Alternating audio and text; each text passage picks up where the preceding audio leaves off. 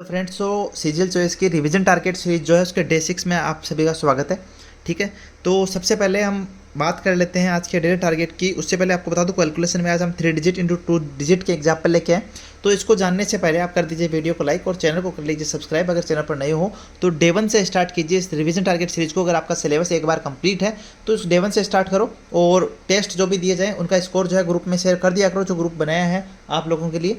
उसका लिंक मैं डिस्क्रिप्शन में डाल दूंगा। सीजीएल एडवांस्ड ऑलराउंडर्स करके ग्रुप है, और जो बिगिनर्स हैं वो सीजीएल चॉइस करके ग्रुप है, तो उसको ज्वाइन कर ले, जिनके लिंक डिस्क्रिप्शन में। टेलीग्राम चैनल को जरूर ज्वाइन कर लेना, क्योंकि वहाँ हम पीडीएफ वगैरह और जितने भी अपडेट्स हैं वो डालते रहते हैं। ठीक है, तो चलते हैं आज के वीडियो पे।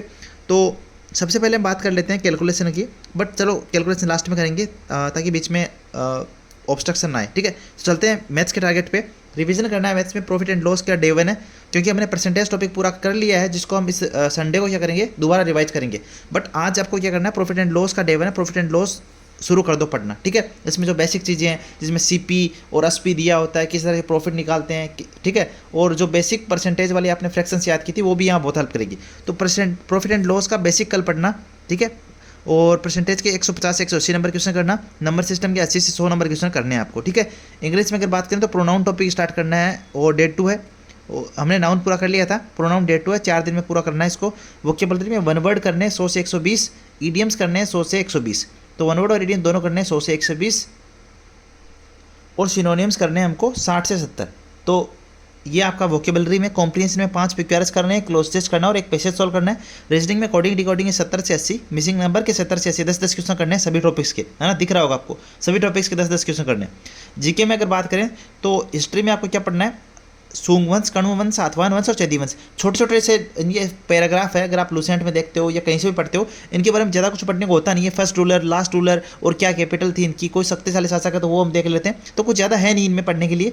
ये 4 वंश आप कल पढ़ लेना, इनके फर्स्ट रूलर, लास्ट रूलर, इनकी कैपिटल्स आपको जरूर याद होनी चाहिए। अगर कुछ स्पेशल हुआ है तो वो जरूर याद होना चाहिए। ठीक है, उसके बाद बात करें तो स्टैटिक जीके में आपको पता है कि डेंस फॉर्म्स हम कर रहे थे, तो डेंस फॉर्म्स टॉपिक पूरा कर लेना कल, अपने नोट्स बना लेना अच्छे से, और कल आपका वो टॉपिक पूरा हो जाना चाहिए। नेशनल पार्क्स और डेंस फॉर्म्स आपको अंगुलियों पे याद होने चाहिए। ठीक है, अगर कल का मॉक किसी ने अटैम्प्ट नहीं किया तो वो जरूर अटैम्प्ट कर लेना और अपना स्कोर ग्रुप में शेयर करना। और जो हम बात कर रहे थे 50 लोगों की, उसमें भी मैं कल कुछ लोगों को ऐड करने वाला हूं, जो मैंने देखा अभी तक की प्रोग्रेस के आधार पे, बेस पे। तो दूसरी बात, आप मेरे को रिक्वेस्ट मत भेजना कि मुझे ऐड कर लो, ये कर लो, वो कर लो। आप अपना काम कीजिए, मैं अपने आप देख रहा हूँ, ऑब्जर्व कर रहा हूँ कौन कर रहा है, कितना कर रहा है, मैं अपने आप ऐड कर दूंगा जिनको मुझे करना है। ठीक है, आप तो रिक्वेस्ट वैसे भी करते हो कि सर ये सीरीज़ ले आओ, सर वो सीरीज़ ले आओ, और उसके बाद क्या करते हो, नए कोई शेयर करता है, नए कोई बंदे धीरे धीरे छोड़ के भाग जाते हैं, और मुझे काम पे लगा देते हैं कि भाई हम तो सर जा रहे हैं, आप अपना वीडियो बनाते रहो, डेली हमें टारगेट देते रहो, हम करें या ना करें, बस आप अपनी ड्यूटी करते रहो, है ना। तो रिक्वेस्ट मत करना, मैं अपने आप ऐड कर लूँगा जिनको मुझे करना होगा, based on your performance in मॉक्स, in regularity. केवल मॉक्स को बेस नहीं बना रहा, रेगुलरिटी, आपकी रेगुलरिटी कितनी है वो भी मैं देख रहा हूँ। तो ऐसा मत करना जिनके कम आ रहे हैं उनको भी हम ऐड करेंगे, but depends on your regularity. ठीक है, तो अब चलते हैं हमारे जो कैलकुलेशन वाला पार्ट था उस पर। देखो 3 डिजिट इंटू 2 डिजिट आप तभी समझ सकते हो जब आपको 2 डिजिट इंटू 2 डिजिट वाला आता है ट्रिक। तो उसको मैंने कल के वीडियो में बताया था, वो एक बार देख के आओ, फिर इस वीडियो को देखना। ठीक है, सबसे पहले इसमें क्या करते हैं कि जो पहली टर्म है उसको पहले टर्म से मल्टीप्लाई करते हैं, जैसे 2 डिजिट में भी करते हैं। तो 8 चौक 32 का 2 और 80 क्या लग जाती है हमारे पास, 3 लग जाती है। फिर हमने कल वाले में क्या किया था कि भाई इसको इससे मल्टीप्लाई कर लिया था तो फिर आगे ले गए थे, वैसे किया था ना। तो इस बार भी यही होगा। अब 8 को हम आगे वाले पे लेके जाएंगे 2 से, तो 8 दूनी 16, और पास वाले को पास वाले से मल्टीप्लाई करेंगे तो 16 और 4 20 और 3 23। तो यहाँ क्या आ जाएगा मेरे पास, 3 आ गया, और आंसर कितनी लग गई, 2, क्योंकि 23 आया था ना, तो 3 और 2। अब मैं कह रहा हूँ इसको यहाँ मल्टीप्लाई कर लिया, तो 8 को और आगे ले जाओ, तो 8 3 24 और 1 इसके पीछे पीछे जाएगा, 2 से मल्टीप्लाई हुआ, तो 8 3 24 और 2 26, 26 और 2 आंसर लगी थी वो 8 का 8। ठीक है, तो ये 28 आ गया। फिर वापस आंसर लग गई 2। अब मैं कह रहा हूँ पहले टर्म को पहले टर्म से मल्टीप्लाई करो, तो 3 को मल्टीप्लाई करेंगे 1 से, और 2 आंसर लगी थी ये, तो आ गया हमारे पास 5832। ये अभी आपको बड़ा लग रहा है, बट अगर आप एक बार इस पर काम कर लेते हो, 10-20 एग्जाम्पल कर लेते हो, 25 एग्जाम्पल कर लेते हो, 50 एग्जाम्पल कर लेते हो, भागोगे इस कैलकुलेशन में। ठीक है, भागने लगोगे। तो इस तरह से करना है। दोबारा समझा देता हूँ इस एग्जाम्पल से। ठीक है, फिर तीसरा एग्जाम्पल आप करके बताओगे मुझे।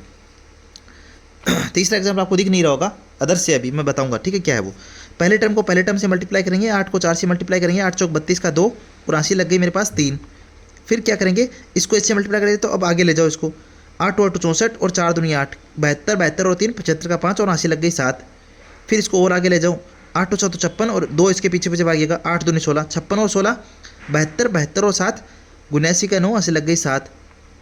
फिर पहले टर्म से मल्टीप्लाई कर देंगे, 7 दूनी 14 और 7 21, तो 21,952। वैसे याद भी होना चाहिए 28 का क्यूब 21,952 होता है और 18 का क्यूब 5832 होता है, याद रखना इस चीज़ को। तो ये 2 एग्जाम्पल मैंने बताई। तीसरा आप मल्टीप्लाई करके बताओगे 729 मल्टीप्लाई 29, 729 मल्टीप्लाई 29 को मल्टीप्लाई करके बताओगे आंसर कितना आता है कमेंट सेक्शन में। जिसका आंसर आएगा मैं देखूंगा किसका आता है आंसर, ठीक है। सो आप में से विनर वही होगा।